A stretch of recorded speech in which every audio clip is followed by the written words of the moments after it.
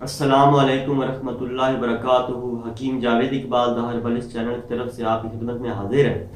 आज जिस टॉपिक या मौजू के ऊपर हमने गुफ्तगू करनी है वो है पित्ते की पत्थरी।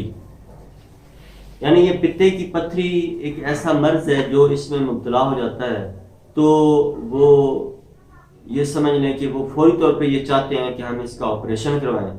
हालांकि ऑपरेशन इसका इलाज नहीं होता, बल्कि ये पित्ते की जो पथरी का जब ये टेस्ट करवाया जाता है तो उसमें जब ये क्रिस्टल वगैरह आते हैं, असल में ये होता क्या है, ये पित्ते की पथरी जो है ये कोई ये नहीं होता कि रोड़े वगैरह अंदर बन जाते हैं, ये पत्थर अंदर बन जाते हैं, बल्कि ये होता है कि ये जो सुफरा होता है, यानी ये एक अल्लाह रब्बुल इज़्ज़त ने हमारे ये मैदे के साथ एक थोड़ी सी अपने जिगर के साथ एक छोटी थैली लगाई है जिसमें सुफरा होता है, और इस सुफरा का बहुत ही इंसानी जिस्म के अंदर अमल दखल है कि ये सुफरा एक एक कतरा जब मैदे में गिरता है और अंतड़ियों में गिरता है तो उसको भूख लगाता है, उस आदमी की भूख खुलती है, भूख लगती है। और दूसरे नंबर पे जो इसका सबसे बड़ा फायदा होता है कि उस आदमी को कब्ज नहीं होती, बल्कि ये कब्ज को तोड़ता है। तो यानी ये सुफरा जिस्म के अंदर इंतहाई ज़रूरी है। तो ये पित्ता की पथरी जब किसी शख्स को हो जाती है तो इसकी जो दर्द है वो बहुत ही शदीद होती है, और बाज़ दफ़ा इसकी जो टीसें हैं, जो इसकी लहरें हैं इस दर्द की, वो कूल्हे तक जाती हैं।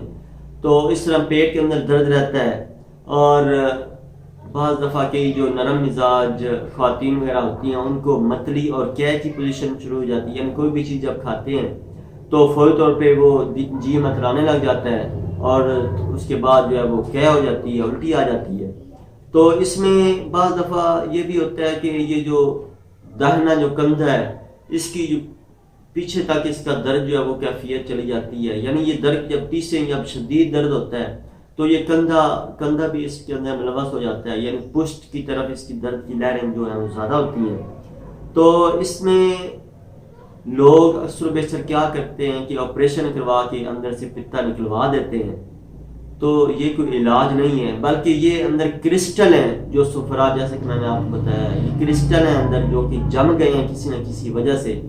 तो हमने करना क्या है, हमने उन क्रिस्टल्स को पिघलाना है। अब आप ये बेहतर जानते हैं कि बर्फ अगर हम पिघलाना चाहते हैं तो उसको धूप के अंदर अगर हम रखते हैं तो वो थोड़ी देर बाद पिघल जाएगी, यानी गर्माइश उसके लिए इंतहाई ज़रूरी है।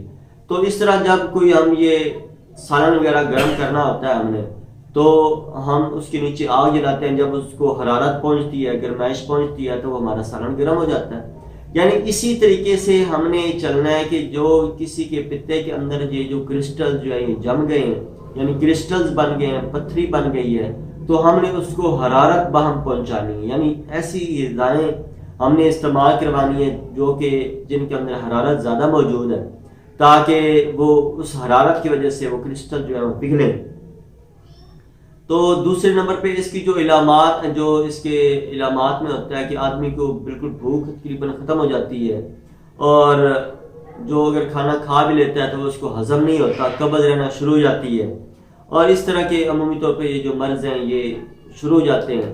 तो बाज़ दफ़ा यानी जो हजरात ख़ास तौर पे मैं बताना चाहूँगा, जो ये पित्ता निकलवा देते हैं, पित्ता निकलवाने के बाद उस आदमी की भूख जो है वो तकरीबन ख़त्म हो जाती है।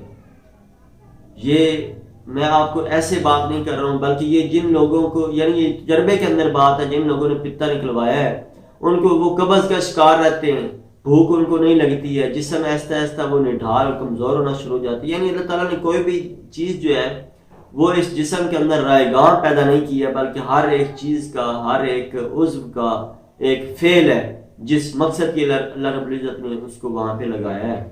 तो बजाय हम उनको इन अज़ा को निकलवाते रहें, बल्कि हमें उनका परमानेंट कुछ अरसा इलाज करवाना चाहिए। थोड़ा सा टाइम लग जाता है, महीना लग जाए, 2 लग जाए, 6 लग जाए, लेकिन ये है कि आहिस्ता आहिस्ता ये इसका जो मर्ज़ है वो इंशाल्लाह उसमें रिलीफ मिल जाता है, वो मर्ज़ ख़त्म हो जाता है।